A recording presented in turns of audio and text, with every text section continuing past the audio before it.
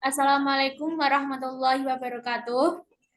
Waalaikumsalam Waalaikumsalam warahmatullahi wabarakatuh. Kami dari kelompok 1 akan mempresentasikan distribusi frekuensi yang beranggotakan 1. Aura Diva, 2. Rizalomanti, 3. Kori Aina Putri.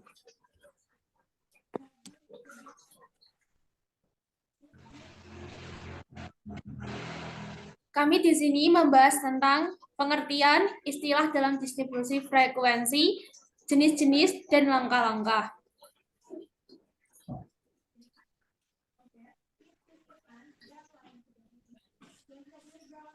Materi pertama akan disampaikan oleh Kak Aura Diva. Silakan. Baik, di sini saya akan menjelaskan tentang pengertian. Data yang telah diperoleh dari suatu penelitian yang masih berupa data acak atau data mentah dapat dibuat menjadi berkelompok, yaitu data yang telah disusun dalam kelas-kelas tertentu.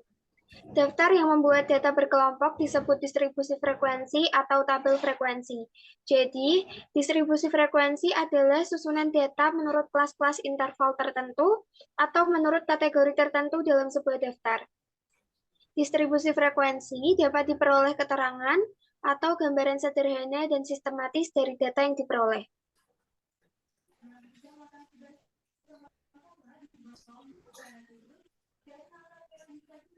Selanjutnya yaitu saya akan menjelaskan tentang tujuan distribusi frekuensi. Tujuannya adalah untuk mengatur data mentah yang acak atau belum dikelompokkan ke dalam bentuk yang rapi dengan tetap mempertahankan informasinya.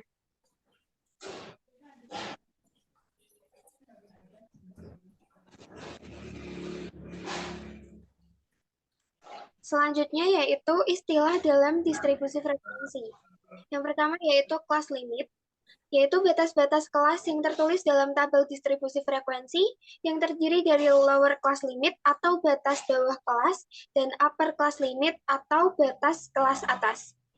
Selanjutnya yaitu interval atau panjang kelas, merupakan lebar dari sebuah kelas dan dihitung dari perbedaan antara tepi kelasnya. Selanjutnya yaitu tepi kelas. Tepi kelas adalah batas kelas yang sebenarnya terdiri dari batas bawah kelas dan batas atas kelas. Yang selanjutnya yaitu titik tengah. Titik tengah merupakan rata-rata hitung kedua batas kelasnya atau tepi kelasnya.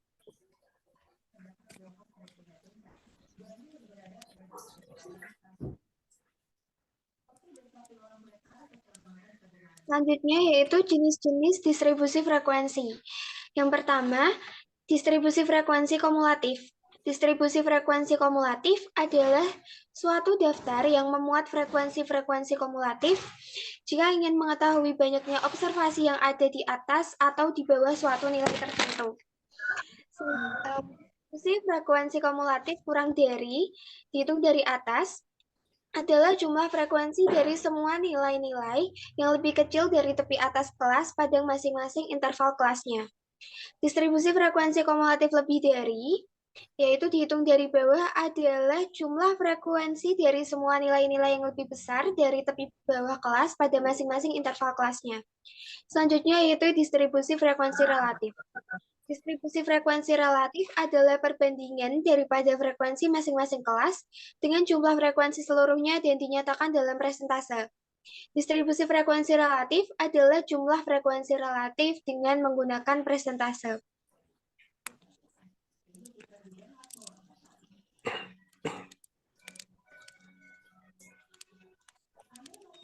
Selanjutnya, ini akan disampaikan oleh saya, Kori Aina Putri.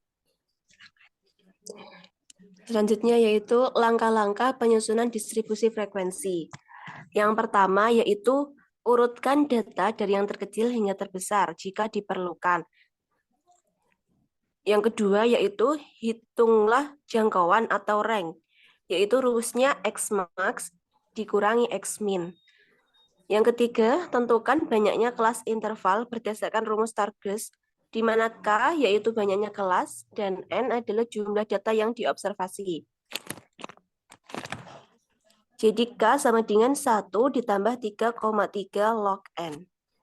Selanjutnya, yang keempat, tentukan panjang kelas atau P. P sama dengan J per K.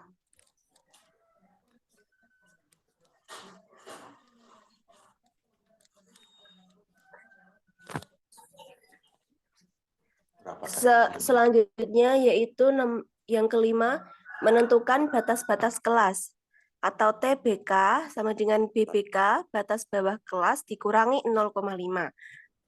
Kalau TAK sama dengan BAK, batas atas kelas ditambah 0,5.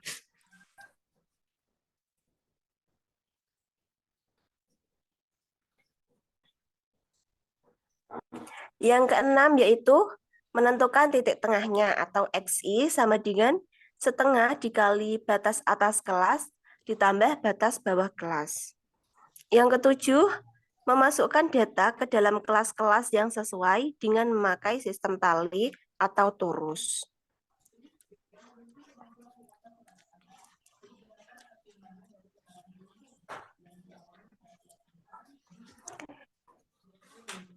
Contoh soalnya, ini ada data yang sudah urut. Buatlah tabel distribusi frekuensi dari data nilai ujian 50 mahasiswa sebagai berikut.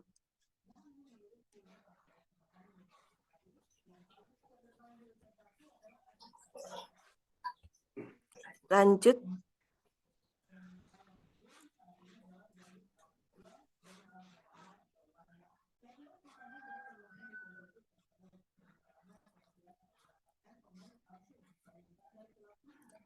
Langkah-langkah penyelesaiannya, yang pertama mengurutkan data pada tabel.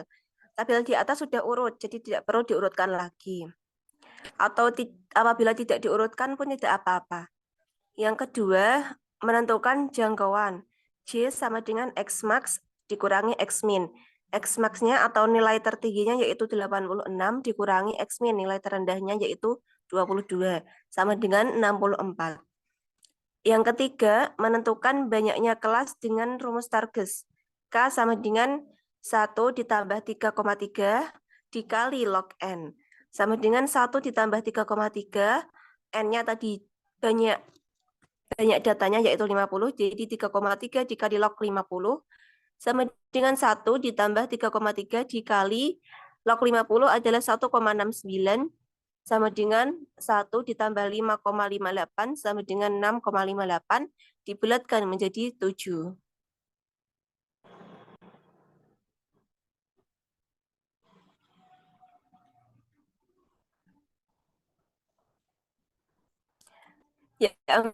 Yang keempat, menentukan panjang kelas. P sama dengan jangkauannya tadi 64, kelasnya tadi 7, jadi 64/7 sama dengan 9,14 menjadi 10. Yang kelima, membuat tabel seperti di bawah dengan jumlah kelas K yang diketahui adalah 7.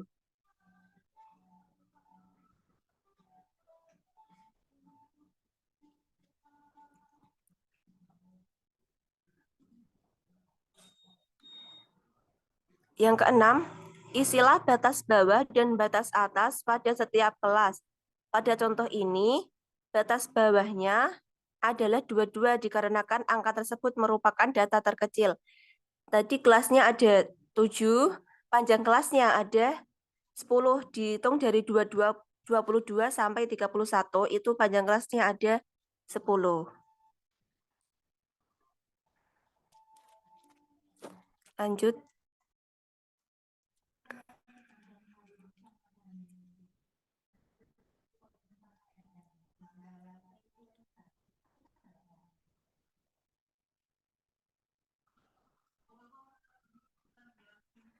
Yang ketujuh, menghitung frekuensi kelas dengan memasukkan data ke dalam kelas yang sesuai.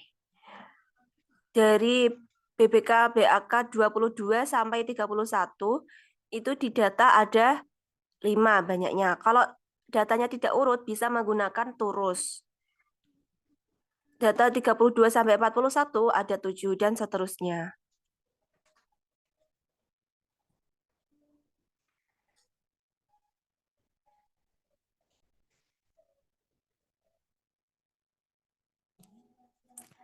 Yang ke-8, menghitung tepi bawah kelas dan tepi atas kelas.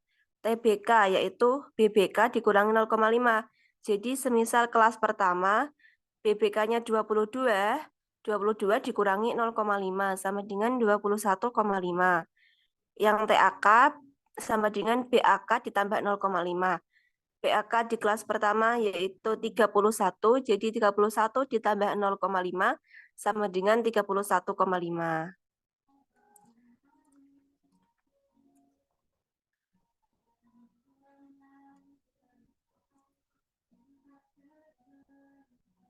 Yang ke-9, menentukan titik tengah atau XI sama dengan setengah dikali BBK ditambah BAK.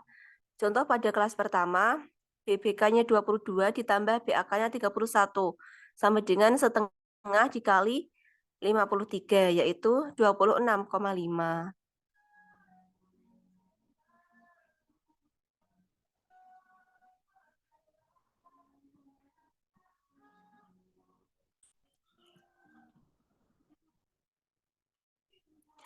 Yang ke-10, menentukan distribusi frekuensi kurang dari, yaitu total frekuensi dari semua nilai yang kecil dari tepi atas kelas pada masing-masing interval kelasnya. Jadi menghitung frekuensi kurang dari atas. Kelas pertama 5, frekuensi kumulatifnya 5. 5 ditambah frekuensi yang kedua yaitu 7, 12, jadinya 12. 12 ditambah frekuensi yang ketiga 9 sama dengan 21.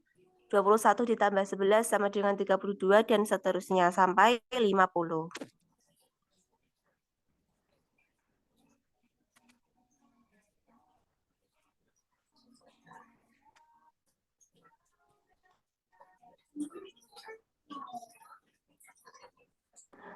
Langkah ke-9 menentukan frekuensi kumulatif lebih dari.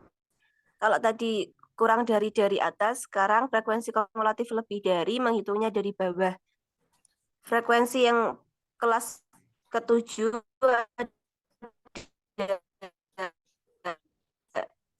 satu, jadi frekuensi yang satu, frekuensi kumulatif ke-6 yaitu 8, 9, 19, dan seterusnya sampai 50.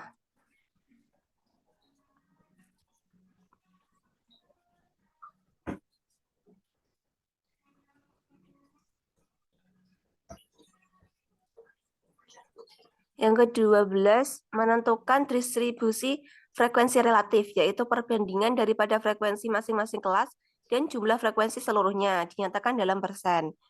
Contohnya, pada kelas pertama frekuensinya 5 per jumlah semua frekuensinya yaitu 50. Jadi 5 per 50 kali 100% sama dengan 10%.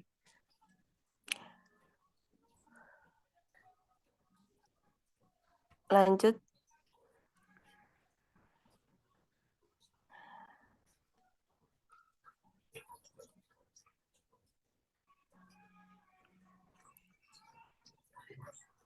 Terima kasih. Itulah langkah-langkah cara membuat distribusi frekuensi.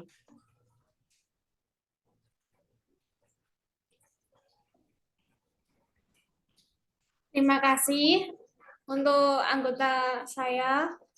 Saya akhiri presentasi pada siang hari ini. Wassalamualaikum warahmatullahi wabarakatuh. Waalaikumsalam. Waalaikumsalam warahmatullahi wabarakatuh.